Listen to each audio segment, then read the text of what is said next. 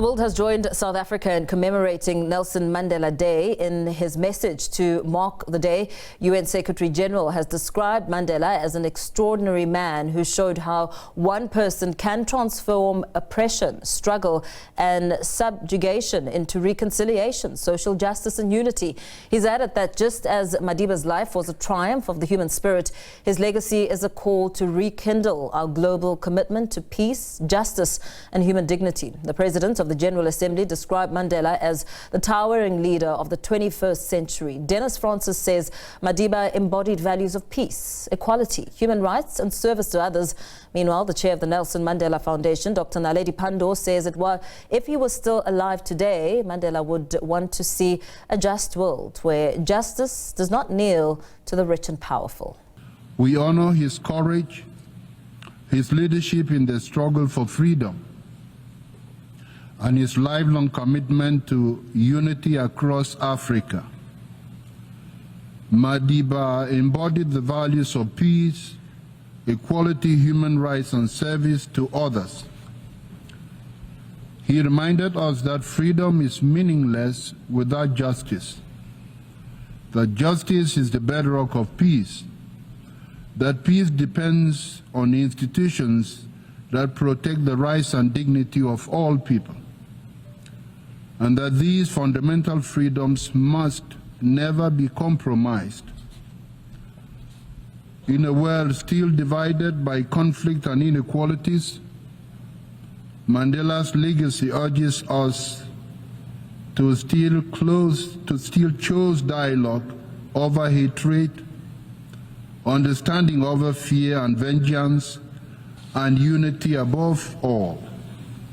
Indeed, it is still in our hands to combat inequality and poverty, as this year's theme reminds us. This duty does not rest with any single leader or nation. It belongs to us all, belongs to all peoples, belongs to all nations. One of the central lessons of Mandela's life was that power is not a personal possession to be hoarded. Power is about lifting others up. It's about what we can achieve with one another and for one another. Power is about people. In every facet of his life, Nelson Mandela demonstrated the power of collective grassroots action to drive change and progress and deliver power to the powerless. This same spirit can be found in today's winners of the Nelson Mandela Prize. Miss Brenda Reynolds is a Salto member from Fishing Lake First Nation in Canada. She's a social worker who turned the struggle against the most hideous of crimes against children into a national force for change, supporting and developing trauma responses for survivors and families of the residential school system. Mr. Kennedy Odede grew up in the Kibera slum in Kenya. A long-time community activist, the organization he founded unites community groups from across the country and now reaches more than 2.4 million people each year with essential services, everything from education to water. Both prize winners embody Nelson Mandela's words, which are engraved on their prizes, and I quote, "What counts in life is not the mere fact that we have lived, it is what difference we have made to the lives of others." End of quote. On behalf of the United Nations, I congratulate Ms. Reynolds and Mr. Odede on this well-deserved recognition. While we all refer to President Mandela by his first name, his given first name, Nelson, the name that he was actually given at birth was Rolihlahla. In isiXhosa, which was Mandela's mother tongue, and which is one of the main languages of our country, South Africa, the colloquial meaning of Rolihlahla is troublemaker. In true isiXhosa, it is shake the tree.